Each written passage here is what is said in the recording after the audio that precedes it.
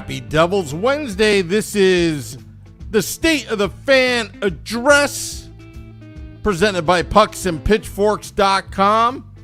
I am your host, Sam Wu, here with the editor-in-chief, Nick Villano, as we're streaming live on Facebook Live, YouTube Live, X Live, Twitch, and now on Instagram Live on the Let's Go Devils Network, coming to you live from the Primetime Radio studios inside the bunkers of both North and South Jersey, covering the Garden State, talking a little bit of Devils hockey as the off-season continues. Oh boy, I don't even know where to start, Nick, because, well, the TV schedule came out for the nationally televised games. There's a lot to talk about. Little nuggets in there. How are you tonight?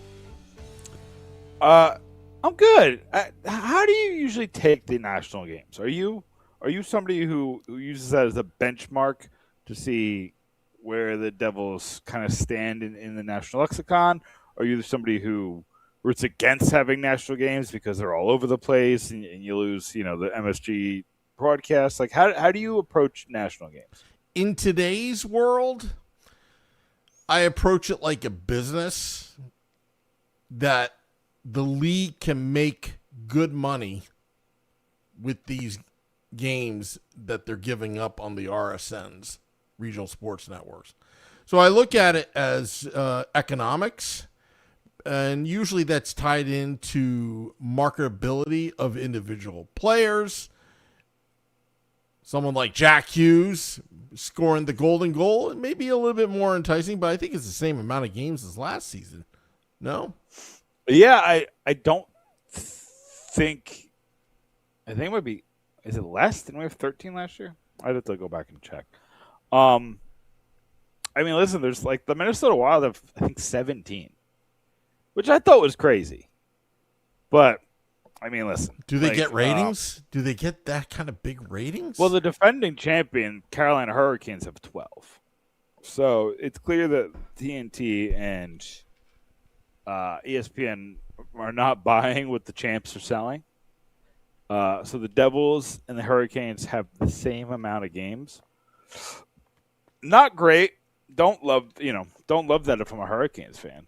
But again, you kind of get the local guys and girls. Like, it's exactly what you want. The big takeaways is that opening night is on a national channel.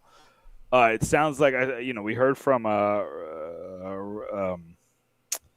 Rachel from the MSG broadcast was not happy about that. At least, I mean, that's what she alluded to. At least. So the first MSG game is going to be October 3rd. Instead of October 1st. I think both Wild Devils games are on national TV. Pretty sure that's what I saw. Can I ask you a question? Sure. And it used to be back in the day, did the model change where they used to have, you got the national TV, right? And the local sports network went simultaneously, but in that geographic area, they will black out ESPN or TNT and allow the RSN, in this case, Madison Square Garden networks, to broadcast. Why don't they do that anymore? Because, I mean, even back in the day in the Stanley Cup playoffs, and I don't want to talk about who won in 94, but I remember that, you had the ESPN and then you had MSG going simultaneously, even the Stanley Cup finals, where you get your local broadcasters broadcasting the game. I mean, the simple answer is it just costs too much money to get national rights now. So you're not going to lose your most prominent markets for those games. Yeah, I know. Like, but if I'm ESPN, I'm not going to give you, what is it, whatever amount of, I think it was it $900 million? It was a crazy amount of money. Let's say they're paying $90 million a year to broadcast the NHL. I'm not doing that just so I can't air the Rangers in New York. I'm not doing that so I can't air the Wild in Minnesota. I'm doing that so I can't air the Kings in LA. Do they really lose money? I mean, they lose eyeballs, obviously, I guess. Yeah, absolutely. 100%. If an advertiser knows that you're only getting casuals and out of market fans. You're gonna assume like the interest is lessened, and your advertising dollars are gonna go elsewhere. I'd rather just give it to the RSN. I'd rather pay the lower fee to each RSN than give the higher fee to ESPN. ESPN is charging a premium for being ESPN, and the way that advertisements are sold is they're sold in a package usually, right? Like this started to become more popular this year with the Super Bowl. People started to understand how advertisements are sold. We've heard like Super Bowl commercials cost $7 million, $9 million, $11 million, but you're not just getting a Super Bowl commercial. You're getting a package of maybe 40, 30-second airtimes. And that's how they're selling them. Like that's how ESPN sells them, right? That's why you see the same commercial across the NBA, the NHL, the Sports Center, First Take, Embrace debate shows. Is because you're buying the pinnacle, which is probably for them the NBA, but you're also getting NHL, you're also getting Sports Center, you're also getting all these other places. So and then there's make goods. What a make good is if you oversell each game, and then if the game, if the game goes short or doesn't have enough commercial breaks, you have to make that up in an equivalent spot. So like there's always these make goods, and you're always kicking the can down the road especially if you're in premium games. But then on the other side, if the game goes overtime, you might not have enough commercials to fill those slots. So you might have to like there's a story about one Super Bowl went to overtime, and one of the executives, I don't remember if it was a marketing director or what, was calling advertisers selling spots during the game. That's crazy. Yeah, that's crazy. And these are premium spots because it's overtime in the Super Bowl, right? You couldn't get more eyeballs, so you're trying to sell it for like premium. It was crazy. That story's crazy. At the same time, like, why does Major League Baseball want to hurry up the game, and even in hockey as well? I think there's so when I worked in news, I had to manipulate the timing to get a rating point because people leave during commercials. It's just like you go get a snack, you change the channel, you go to YouTube, you're on your phone, you're on your computer, whatever. I lose your interest during the commercial, I might not get it back. The way ratings work is that if you need to have somebody watching your channel for 5 minutes of a 15-minute block. So we would manipulate, like, there were some newscasts that would not air commercial for the first 20 minutes of the newscast. So you'd get 2 ratings blocks and then go to commercial. So hopefully you got 2 rating points. And then if you lost them, you lost them. It's the reason why you'll always see the weatherman in the mornings at 59 or at 14, 29, 44. 59 is kind of a throwaway, but you'll always see them at the end of the quarter hours because you want to get them in for those rating blocks, for those rating numbers. And people still check out local news there's all these little tricks of the trade that cross over to broadcast, but that's why, because you lose people during commercials. Commercials pay your bills. Commercials lose you viewers. It's a catch-22, but it's kind of like a necessary evil. But even today, where you could pay HBO or you could pay Hulu or you pay all these places to not have commercials, it's even harder, right? Like you can't get people to stay for a 30-second commercial on a YouTube channel, but you want them to stay for a 3 to 4 minute block of commercials. So that's why baseball saw the writing on the wall and said, we have to shorten those breaks in the game. We had to speed things up because we're losing people's interest. Same thing with hockey. The same thing why soccer is so popular, right? When people watch soccer, like they thoroughly enjoy the game because there's not a lot of commercial breaks. The reason why they put this hydration break in is because they weren't going to commercials at an extreme, right? Like you go 45 minutes without a commercial sometimes in soccer, and you kind of needed some kind of advertising budget. So listen, I'm trying not to give them the benefit of the doubt. I think it was a money making excursion, that hydration break that they did in the World Cup this year. Of course. I mean, even this podcast, sometimes I talk about David Decker at Town Toyota in beautiful Ledgewood, New Jersey. You know that David Decker that's a big Devils fan? Yeah. As I just did a free plug for David Decker at Town Toyota in Ledgewood, New Jersey. You see how I just was very smooth with that inside the podcast? Yeah. You guys sneak it in a little bit. Yeah. But I'll say this. I like seeing PK Subban on Devils games, so I always love, I love PK.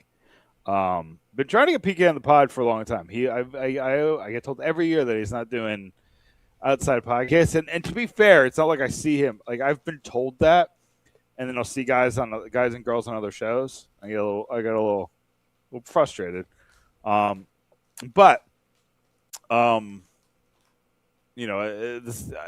just doesn't do podcasts, and that's fine. I know Lou Lamoriello does now. All of a sudden, I seen him around. You got different connections than me, and my connections are drying up because it's harder to get in touch with people now. I'm intimidated by Lou. Even to this day, I'm intimidated by Lou. I don't even know. Who cares? What is he gonna do? He's 80. He's not gonna beat you up. No, I'm still intimidated. Just call the red line.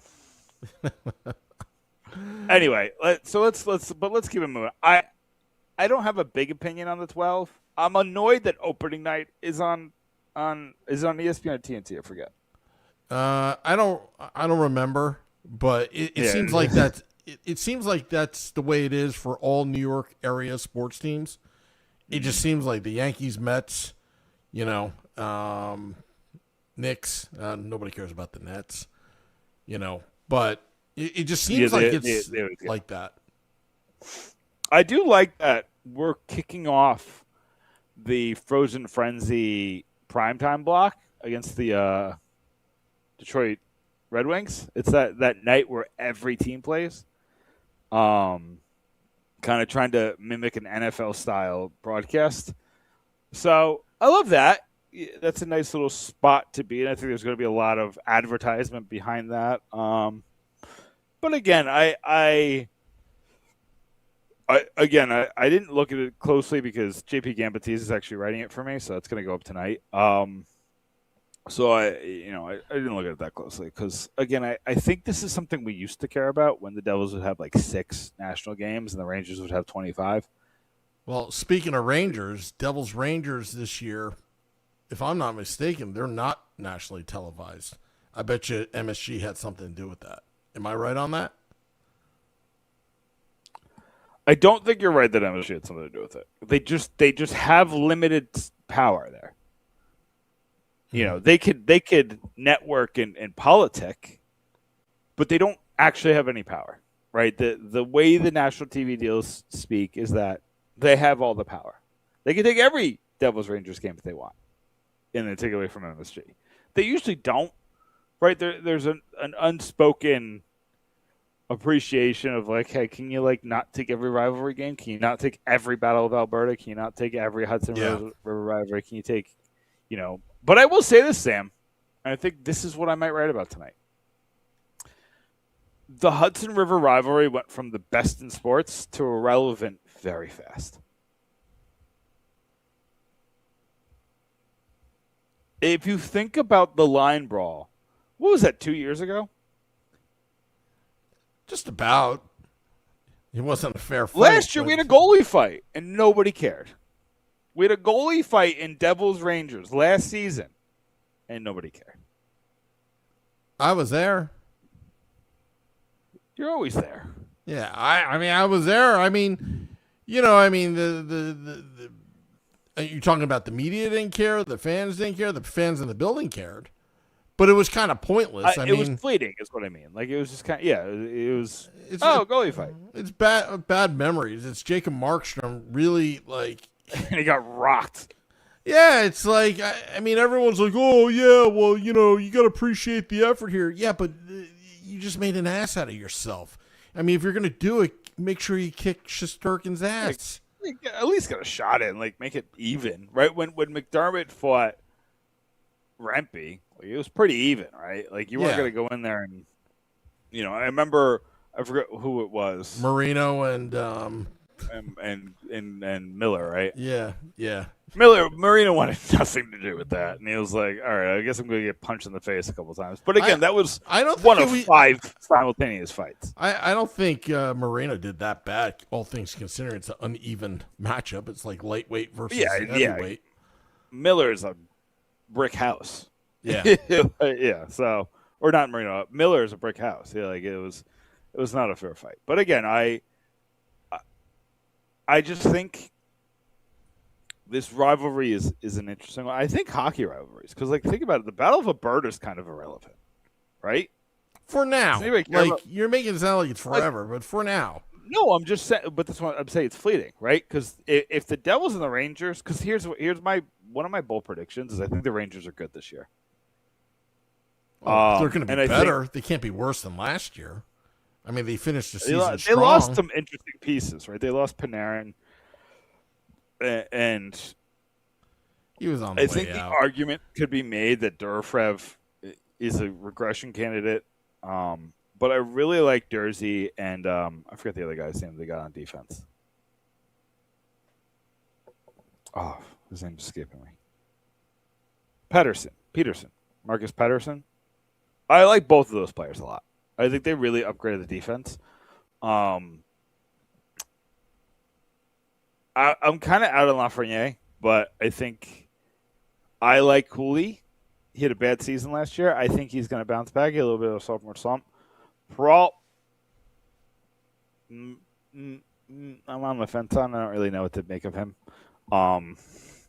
But if they could figure out anyone to play in the top 6, I think the Devils and the Rangers have a similar issue, right? The Devils are looking at, we're like, well, one of Brown, Gritzik, or Mantha are going to take that top 6, or Mercer is going to take the top 6 roles. Like, one of them is.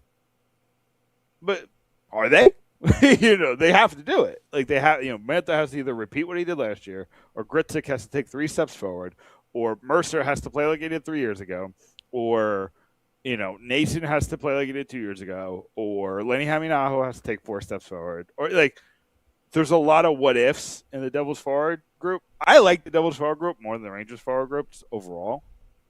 I think it's 3 steps ahead of the Rangers forward group on paper. These things don't get played on paper. I like the Rangers defense a lot more than the Devils defense. I like the goaltending a ton more than the Devils goaltending on paper. I think Shesterkin is still the guy, right? It's him or Hellebuck are the 2 guys. They're the guys. I think Vasilevsky is like a step below them with Sorokin, and then everybody else is kind of below that. The Thompsons, all the other people. Swayman. I think they're like, that's kind of the tiers of goaltending. The Devils just realistically have a bottom 5 on paper goaltending situation. I don't think it'll play out that way, but I'm projecting, right? That's kind of like just a projection. And, it's a few things. The Devils have failed at drafting. We're going to talk about that in a second, but they've drafted a goalie every year and nobody's ready to play. Dawes, in theory, you're hoping he's ready to play, but he has to go out there and prove it. And I still think Jake Allen's going to get more starts than anybody in this group. I think that's just going to be the reality, because I think you're going to lean on Jake Allen in the beginning. I think Sheldon Keefe's going to lean on him in those hard times where you're trying to get out of a slump, or you're trying to keep a winning streak going, where you really need that win. I think he's going to go with Allen unless Dawes shows something quickly in perpetuity. I think. And then the defense, I like the Devils' defense, but you're 1 injury away from me not liking it at all. Kind of anybody. Sonny Maida's really into Declan Chisholm.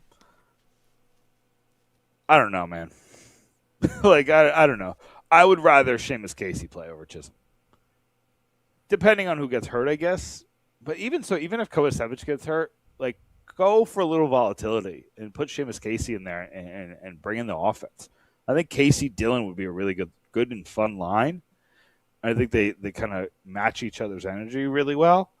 I think it's a better version of Dylan Nemitz that you saw last year, which just was volatile to a negative.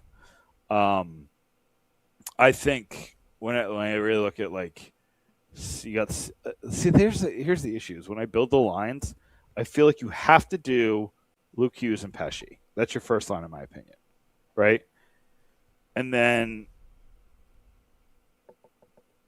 everybody's just kind of penciling in Siegenthaler with Hamilton. And I think I kind of want to try Dillon and Hamilton again to start. And do Siegenthaler and Kovacevic as that shutdown line that was so good 2 years ago. That's what I would do to start. Where and would then you get put Chisholm Pesci? in there once a week with Luke Hughes. Not bad. Pesci was terrible last year, but I think it's because he was just injured. He was good to start the season, and then he was terrible after he came back from the injury, and then he got injured again. Pesci just had the year from hell. Pesci's and we haven't talked about the same because I think Pesci's done a lot of things that don't show up in analytics, but we haven't seen Carolina Hurricanes Brett Pesci in New Jersey yet, and that's in him. He has offensive instincts.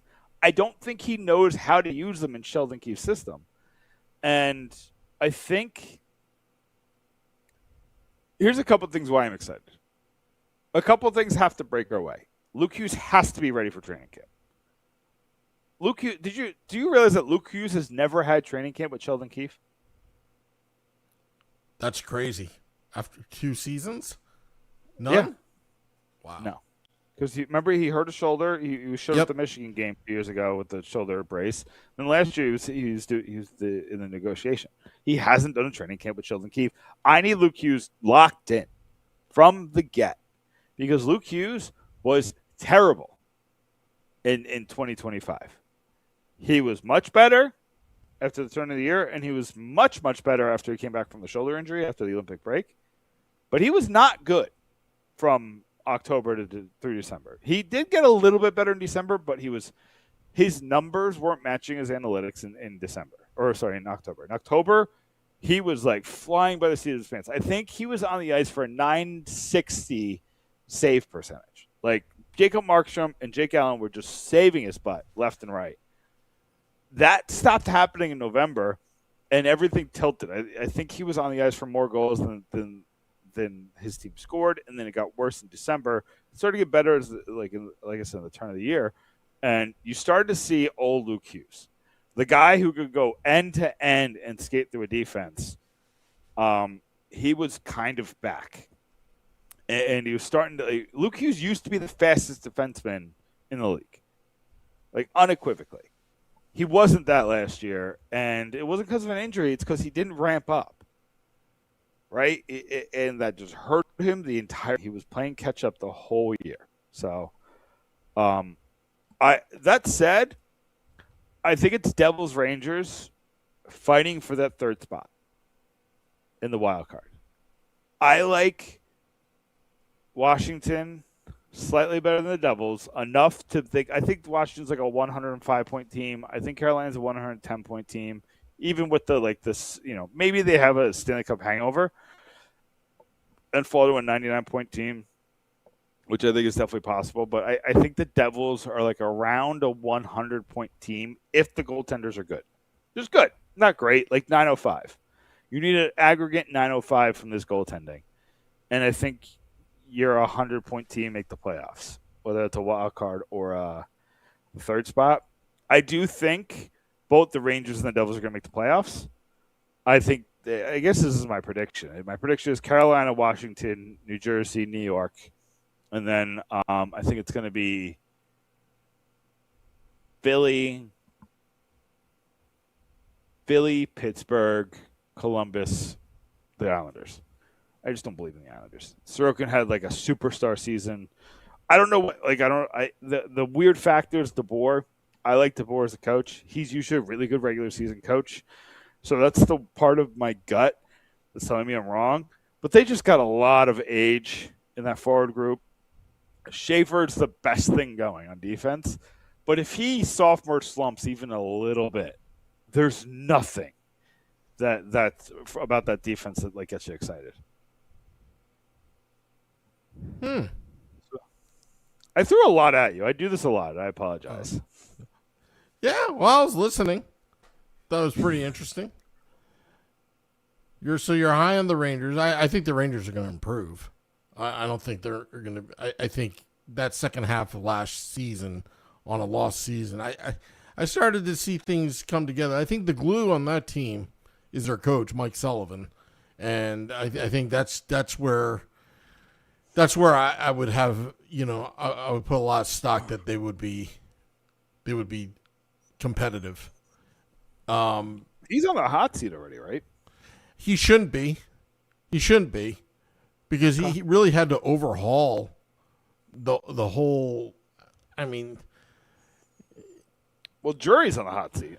Well, yeah, obviously he is, but I think that puts your coach on the hot seat, right? Because you need, in case of emergency, bills all over the place. But Mike Sullivan won a gold medal for Team USA and with Stanley Cups to his resume, and that was his first year. I wouldn't say he's on the hot seat. I'm not even saying deservedly so. I'm just saying. Well, Ranger fans suck anyway. I mean, everybody, the negativity. What I'm afraid of, this is what I'm afraid of. I'll tell you what I'm afraid of. And I'm not usually afraid of anything when it comes to fandom. But I think the way the New York Knickerbockers and their fans behaved during the NBA, playoff run, winning the championship, that brought obnoxiousness to a whole new level.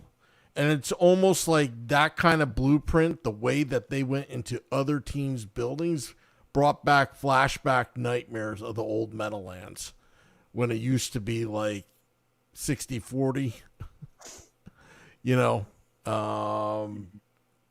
back.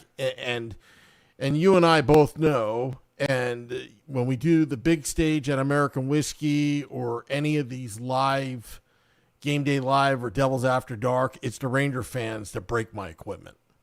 They're just jerks. Like, they just don't, because they know they're one and done. They can afford the tickets at the Rock. They feel like they're superior for that one day, that they could do whatever they want. And they're just absolute jerks. And I'm really, really, really, really hoping that it wouldn't come. That's why I'm hoping that the Rangers would be bad. But rationally thinking, I think the Rangers are going to be good. And I think their fans are going to be as obnoxious as ever, because we kind of got a preview of how they're going to act in the arena. That's my prediction.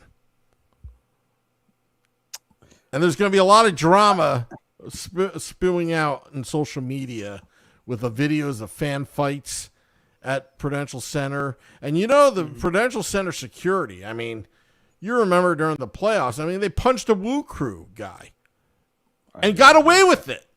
And I'm still looking for that guy. I haven't forgotten. That's just my concerns. Yeah, I'll tell you this. A lot of the Knicks stuff, I do think it was a little overblown, a little bit, and I think it was, like 15 agitators out of 20,000 people. You know what I mean? And again, that's enough to make a whole fan base look bad. But I'm talking about the nuisance. I'm not talking about those agitators. Which is commendable, because I'm a troll myself, so I kind of appreciate that. Just hate having them the theme of the day, right? Fanboy bloggers, fanboy bloggers over here. You see how I segue into that? Yeah. So every Knicks fan I know, and I'm a Knicks fan, but I'm not.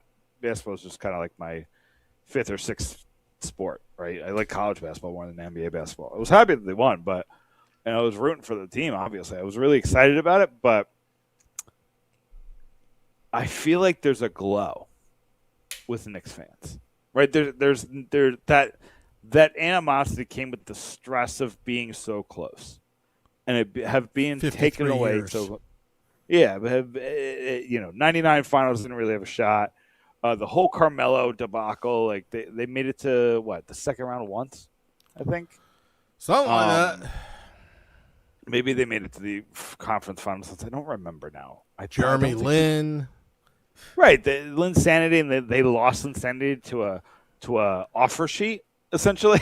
Like that's and how Porzingis they lost. Was the next one, Yeah, and he got traded for like a nonsense of return. It was just a bunch of like late round picks, and then he turned into nothing. But even going, like Andrea Bargnani. There's so many. The Joakim Noah era. Like I'm trying to even think before that. Like I'm trying to think of what happened. Frederick Weiss. That was bad. Eddie Curry.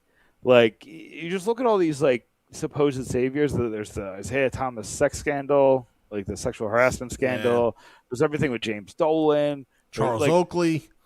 Right, like there's so much nonsense that you have to overlook to be a Knicks fan that I don't think exists as much with the Rangers fans. I think there's some of that, but again, I think winning the championship almost was like, the volcano erupted, and now everybody's like, it's like the calm after the storm. Like, okay. So I think Rangers fans are actually going to be well behaved this year. I think there's going to be less pumping your chest. Like you would think. Got to be kidding! There would be That's overconfident. Where I draw the line. I think so. I draw the line. I've got the battle scars to prove it. But you're not listening to what I'm saying.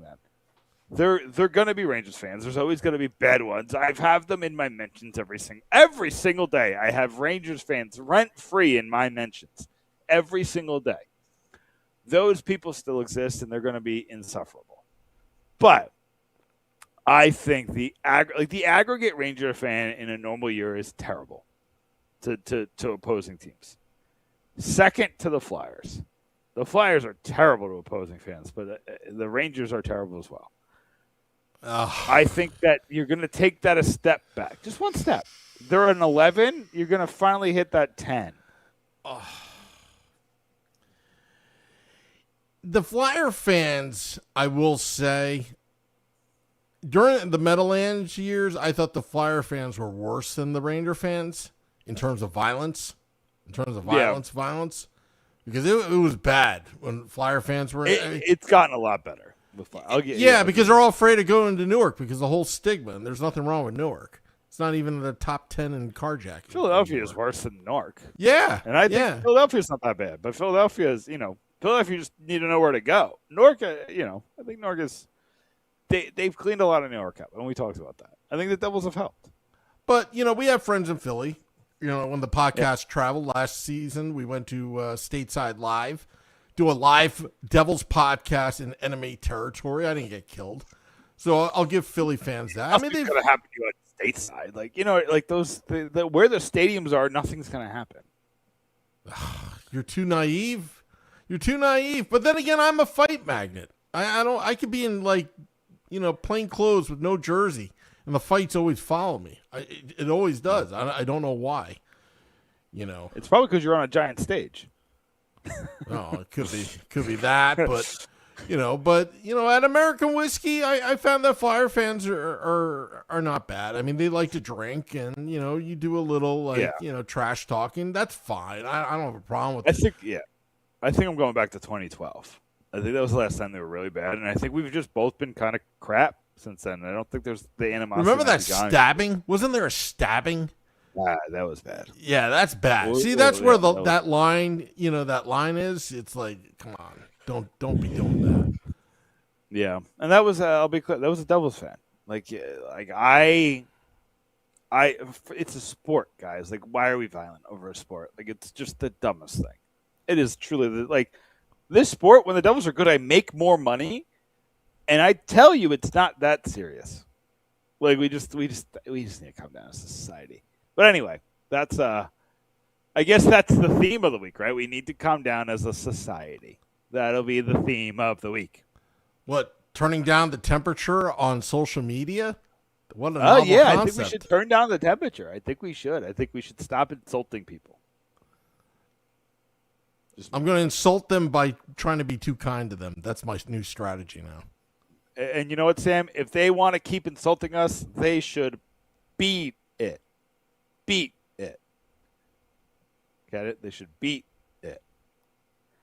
Are you talking about Senga's new entrance song, Out of the Bullpen? Beat it? Sure. Yeah. I'm just talking about whatever. I'm just joking Is around. Senga the guy who does the split? No, that's No, he's the one he has the translator come out to the mound that looks like a little boy. Okay. Yeah. Yeah. Who's I the guy who does the I split? love that guy though. I wish he would run out of the bullpen with Senga. Every single time. It'd be freaking hilarious. So I go to a Mets game to see that. So, what happened to Timmy Trumpet? Is he popular anymore? ESPN plays it. It's so overplayed now. It's part of sports fixture right now. Edwin Diaz is now not the closer. He's been hurt, right? No, he's been hurt. Yeah, but Diaz did that with the Mets. When he first came to the Mets, we were all hyped because what he did in Seattle and he just fell apart. And I think that's the same thing that's happened now. But getting back to hockey, really, let's put it this way. Let's put it this way. I love Chico, Matt. I also love the crew at MSG Networks throughout. Everyone's been very, very nice to me. Danico, good friend of the podcast, Don LaGreca, Rachel as well. Sometimes I high five Rachel when I'm there. Bryce. If anybody watched, I actually have video. I actually have this video. I never put it out on socials. When Bryce goes to the studio upstairs near the restaurant, near the ledge, I don't know what they call it now. The ledge. He has to sprint to get to the elevator to get back down between the ice. I know, that's so funny. And one time, I asked him if I could do this. One time I filmed him and I ran with him. That guy runs like a gazelle. He's just so in shape and he's in a suit. If you ever watch him run, it's pretty cool. One day we should have a Rocky theme, run with Bryce to the elevator door. But I don't think that would happen. I don't think the Prudential Center would appreciate that. Yeah. I mean, listen, I guess it's kind of what is it? The state of local journalism, right? You're making the former captain of the team sprint every intermission. Yeah. Well, just let the man get a little out of shape in retirement. Well, social media has been pretty active recently, and but that's what happens when there's no hockey. Things get out of hand, right? This is very true. This week, if you haven't seen on social media, there's a lot of back and forth, as there always has been. It took a step in the wrong direction this week, but that step caused everyone to come out and talk about how great the Devils beat reporters are. And we've had all of them, all the ones that have been on the beat for long, have been on this podcast multiple times. Christy, we love Christy. She's always incredible on this podcast. She's so knowledgeable. She's got that new story with Sonny Maeda coming out. The second part came out online, and then she's going to have a full spread in the Hockey News magazine. I love that. She's I the want to reason get that why magazine. I actually want to get that magazine. She's the reason why the Devils are getting a lot more coverage in the Hockey News, a legendary provider of sports and news coverage. James Nichols is, he's the guy he kind of presents as the lead beat reporter. He's New Jersey Hockey now is trying to do some big things with coverage and they're still, I would call it like an up and coming organization, but they've done a lot of things coming from the ground, coming from nothing to what they are now. And Nichols has been here, 4 years now? Just about. Yeah, I Been think there this for is a his fourth while. season. Yeah. Sticking with this team when he's from Long Island, he could have easily just gone and covered the Islanders, and there's a lot to like about covering the Devils. There's a lot to like about covering Jack Hughes and covering Nico Hischier, and there's a lot of storylines. There's a lot of things to talk about. Plus, it's a better team. And it is a better team. And Daniel Moya was on the Hockey Writers this year. He joined Nichols at Hockey Now, and I give a lot of people praise. I gotta give Pucks and Pitchforks a little praise because we've been doing this. This is 10 years. Sam, in January, it will be my 10-year anniversary at Fansided and at Pucks and Pitchforks running this site. I've been there a while. Do I think what's his face was talking about me specifically when it came to fanboy bloggers? Maybe not. I think he was talking about a specific other person, which I get it. But I've been hearing that my whole life at Pucks and Pitchforks. You're just a blog. Who are you? You know what I mean? Like talking down on the blogger sphere or whatever you want to call it.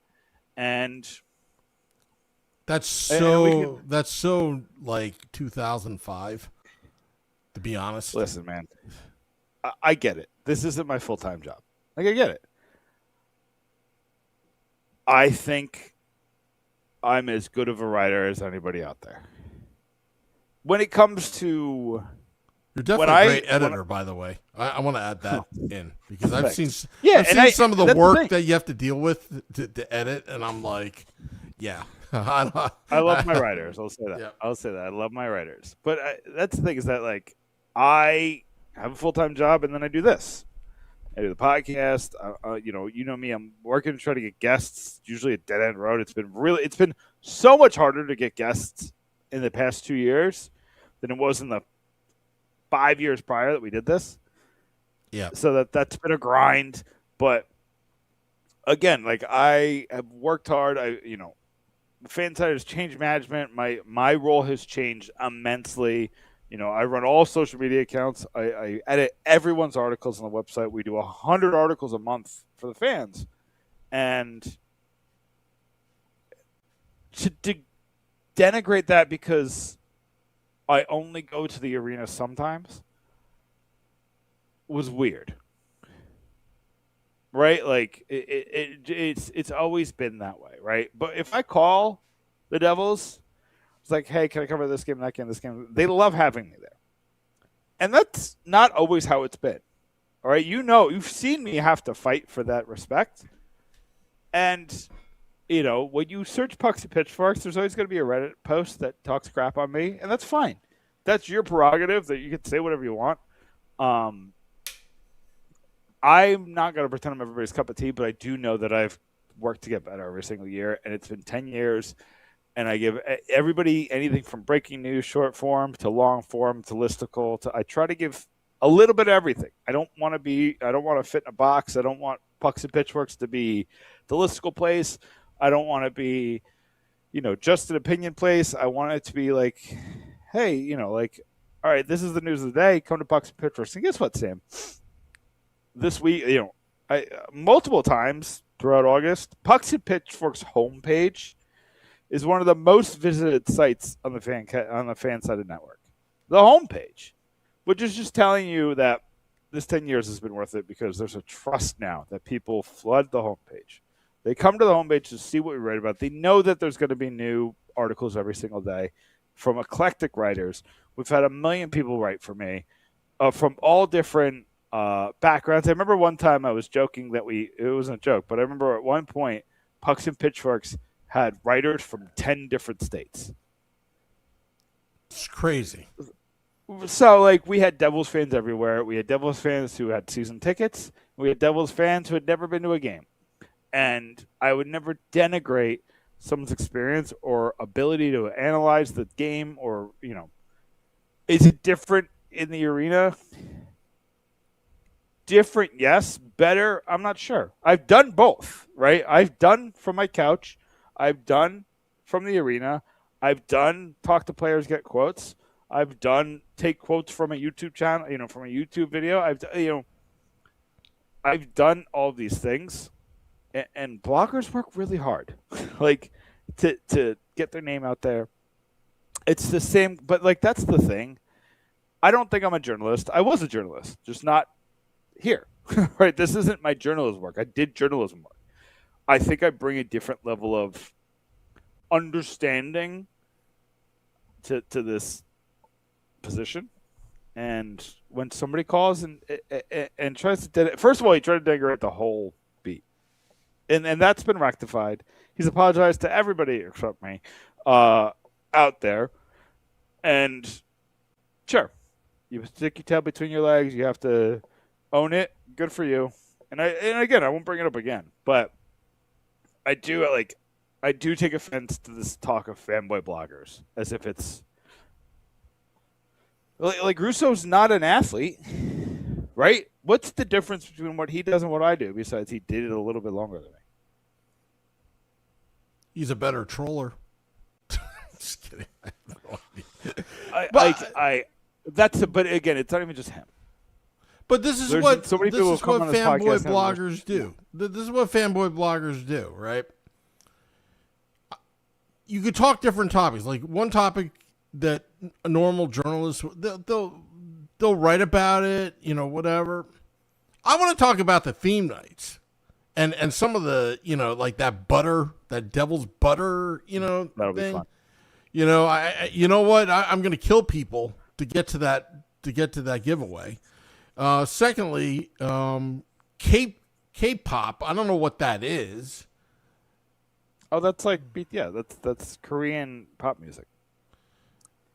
Oh, is that like, Asian American night? Would you consider that? Yeah. Well, I don't know. That's not fair because I think it's mainly Korea. Yeah. Well, I'll give out. They used to have an Asian. I'll give out fortune cookies outside American whiskey anyway. Yeah, they had an Asian Heritage Night. It seems like they got, they've lessened the Heritage Nights, and I think that's not even. I don't think that's even a political statement. I think that's the Devils got cheap on us. Like, if I'm being honest. Well, the thing is, I think it's based on ticket sales too. Hate to say that. Look, if you could sell 2,000 tickets, you can have any night. Heck, we can have the Let's Go Devils podcast night if we sold 2,000 tickets. Right. I think that's Pride what all as well. Yeah. So it does. People like Pride Night. They go to Pride Night. So if it sells well, they're going to have a theme night. Jewish community night. Have some matzo balls. I want some matzo ball soup that night. At the arena. Yeah. Is that too much to ask? To that point, yeah. I'm surprised they don't do Italian American night, right? If you're just looking at the money, I think Italian American night would do very well in New Jersey, or Italian Heritage Night or whatever. Have Tommy DeVito, sign autographs. Have Danny DeVito sign autographs with Tommy. You could do that. The Sopranos. The Sopranos are actually going to be at the ballpark tomorrow in Somerset. Who's left? It's just it's going to be Furio and Johnny Sack. Oh, okay, sure. Did you ever watch The Sopranos? I love Furio, the Money. But they're like what? They're 15th on the No, Johnny Sack had a pretty prominent role. I mean, he died. He actually turned out to be a rat. I know, but I watched the show, but Johnny Sack was pretty was he higher than the guy who owned the restaurant? No, Johnny Sack was like the New York mob boss. He took over for Carmine. When Carmine I'm with you. I get it. I'm just as far as prominence to the show. He's behind the main five, right? Which is let me tell you something. When Ralphie made fun of Ginny Sack about that mole on her ass, that was the biggest deal for several episodes, if you remember that. Ralphie was terrible. Oh, it was awful. That was such an awful arc. Like, what he did to that girl, you know. And then, but it was the killed horses, the horse. Right? The horses. Yeah, the horse thing. Killed the horse. Yeah. Anyway, but he did all these terrible things, and then Tony killed him because of the horse. Oh my God. Anyway, all right. I think we've hit it. It's almost 9:30. Can we do plugs? Yeah, let's do plugs. Pucksandpitchforks.com. Neil Villapiano just put a story out predicting Jack Hughes' point total. He's gonna. We did Jack Hughes, and then we're gonna do top 6, bottom 6, defense, goaltending. So there'll be a couple more articles out. I didn't want to separate it to singular players. I thought that's just that's just trying to fill article limits, and we're not here to do that. We want to give you high quality articles. So we're gonna do top 6, bottom 6. Defense, goaltending. That'll come out next from Neil. JP Gambatees is writing about the schedule, like the national schedule. He's got a big opinion on it. He also wrote about Dougie Hamilton. Did you know Dougie Hamilton, according to analytics, is one of the top 20 defenses of the past 20 years? God, I saw that. That's insane. So we wrote about that. I wrote about so many things. It's all like coming. It's being kind of put into a blender in my head, but I got a story on Jack Hughes coming out tonight about why Jack Hughes needs to be on the penalty kill. They after his injury, they took him off of it last year, and he needs to be back on it. He's such an incredible penalty killer, and so that's coming out. It's the end of the month. I'm gonna write a ton of articles.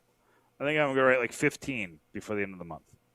Maybe not that many, but it's something like that, 12 or 15. So you got a lot of articles coming your way. PucksandPitchforks.com. Yeah. Also, big shout out to Stephen Monroe. Says, "G'day, Sam, Nick from Brisbane, Australia." He's going to be visiting in February Prudential Center to watch his New Jersey Devils. Again, another Aussie Devils fan. We had Damien last season. Damien and his wife. I mean, they had the time of their lives going to like every single sporting event in the New York City metro area and going to a lot of Devils games. So it's I love our Aussie fans that listen to this podcast. So big shout out to Steven. Also, big happy 21st birthday to Pierce, his boss. Let's go. Bought a cameo for his intern. Pierce, happy 21st birthday.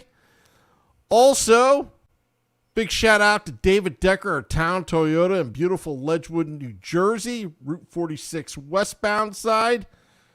David Decker, the red guy, you know that guy, the red guy that everybody sees, he told me the other day that people have been using his image, do viewing parties, all that. They don't have his permission. The only one that has permission to use the likeness of the red guy, the guy that paints his face red, you can see him on MSG Network's commercial, is the Let's Go Devils podcast. So big shout out to David Decker. Get a Toyota out of David Decker. No credit, no problem. Talk to David Decker. Bad credit, no problem. Talk to David Decker. Just tell him that Sam Wu and Nick Villano sent you. All right, want to get out of here? You can find me on at Primetime Sam Wu on X. You can find pucksandpitchforks.com to read your blogs, and at Pitchfork Puck, and dropping the podcast in about 20 minutes on Apple Podcasts, Google Podcasts, Spotify, Amazon Music, Prime, Audible, and on the iHeart app. Over 1.2 million downloads and counting as we heading to our 10th season of the Let's Go Devils podcast, starting at September 27th, 2026 at 9 p.m. Eastern. That's when we're going to go back full-time every day of coverage, and you can also get everyday coverage now at pucksandpitchforks.com. Thank you. Thank you, Nick. Thank you to all those tuning in. Till next time, let's go Devils.